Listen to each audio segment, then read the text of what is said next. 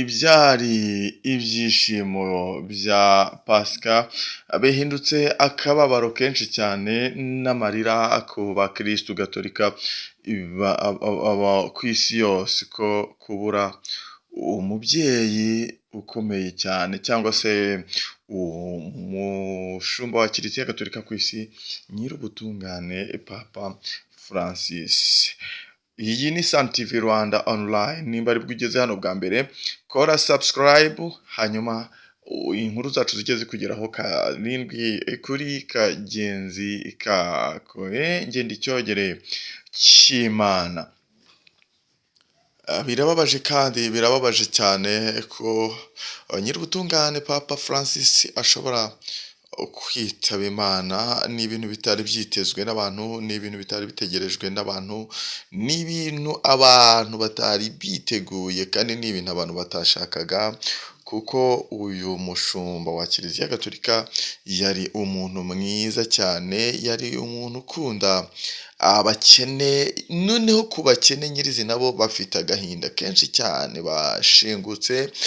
bashenguwe n'agahinda bitewe n'uko Papa Francis yari umushumba wikundira abakene cyane. Kandi Papa Francis akaba yari ari gupanga kuza mu gihugu cya Congo kureba ibijyanye n'umutekano waho, kureba ibijyanye n'amahoro yaho. Ubwo rero biravugwa ko bikomeye cyane ko n'igihugu cya Congo gishobora kuba cyakwishimira urupfu rwa umushumba wa kiliziya gatolika, ndetse akaba umuntu ukomeye ku isi cyane, kuko atashye atageze ahagana mu gihugu cya Congo kugira ngo nabo abahumurize cyangwa se abe yabakozaho ikiganza cyabo, maze imidugararo, umwiryane uriyo nawo ukaba wahagarara.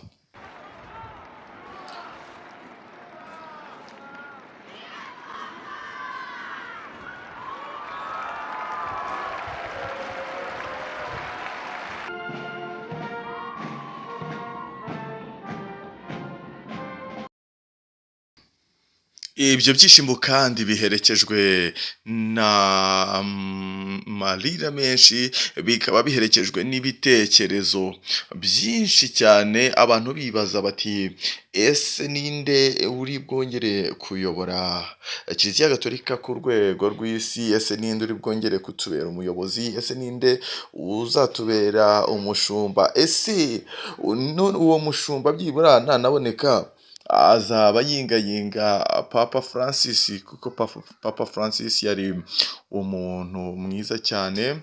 Baravuga rero bati ntabwo tuzi neza ko tuzongera kubona umushumba mwiza kuri uru rwego. Ariko nanone Papa Francis nawe akaba mbere yo gupfa gatoya yaravuze amagambo akomeye cyane akomoza kuzamusimbura, nubwo atabivuze neza ngo abishyire hanze.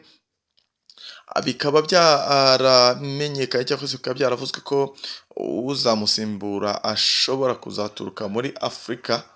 Bikaba biri kuvuga ko uzasimbura Papa ashobora kuzaturuka muri Afurika. Hanyuma abantu benshi bagacika uruyagayago, abantu benshi bagatekereza bakavuga bati ese uzaturuka muri Afurika ninde? Papa uzaturuka muri Afurika ninde? Cyane ko muri Afurika harimo umupapa umwe w'umwirabura. Bikavugwaho rero rwinshi cyane, bikavugwaho ibitandukanye, bikavugwaho kandi bigibwaho n'impaka n'abantu benshi batandukanye, bavuga bati Papa Francis yavuze ko azasimburwa na Karidinali Kambanda, ariko akaba ngo yarabiciye mu marenga. Tubitegereje rero amaso, cyane ko Papa afite ukuntu atorwa byihariye, nabyo kandi turi buze kugenda tumenya uko bigenda kugira ngo Papa abe yatorwa. Hanyuma tunamenye uburyo bishobora gushya abishyito ko Karidinali Kambanda ashobora rwose kuyobora kiliziya gatolika ku isi, kuko nimba byakomojweho ko uzayobora kiliziya gatolika azaturuka muri Afurika. Bikavugwa ko ibyo bintu byagerageje kwivugirwa na Francis. Aho ngaho rero niho dushingira cyangwa se niho abakirisitu bashingira baganira, bajya impaka zitandukanye kuri byo, bavuga bati ashobora kuzasimburwa n'umunyarwanda Antoni Kambanda. Reka tubitege amaso turebe ngo bimeze bite. Bikaba kandi byamaze no gutangazwa ko urugo rwa Papa Francis i Vatikani rufunze, rwamaze gufungwa kabisa. Bikaba binavuga ko nyine ubu ngubu isi nta muyobozi ifite uyoboye kiliziya gatolika. Reka rero dukomeze tubitege amaso, dukomeze twumve ibikurikiraho, ariko nanone ari naho abantu bakomeza bajya impaka nyinshi cyane bavuga bati biragenda bite, ese turabona umuyobozi nk'uriya, ese turabona umuyobozi mwiza nk'uyu nguyu twari dufite wikundiraga rubanda rugufi, akikundira rubanda rworoheje rwose. Rubanda rworoheje rwo rurimo rurarira, amarira ni menshi cyane, nubwo n'abakomeye nabo amarira ari menshi, ariko rubanda rugufi rwo rurababaye, rufite agahinda kandi kenshi cyane kubwo kubura umubyeyi wabakundaga.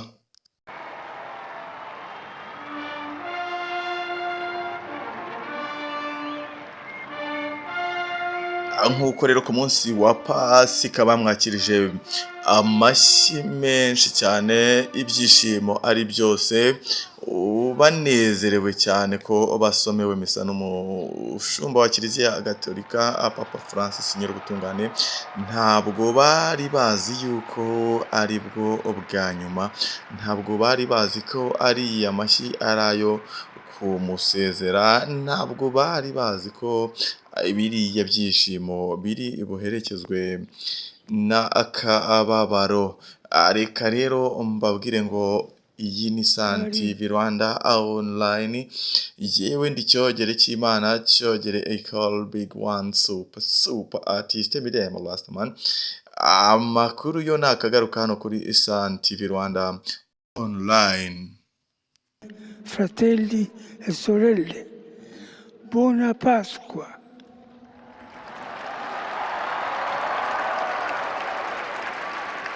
King.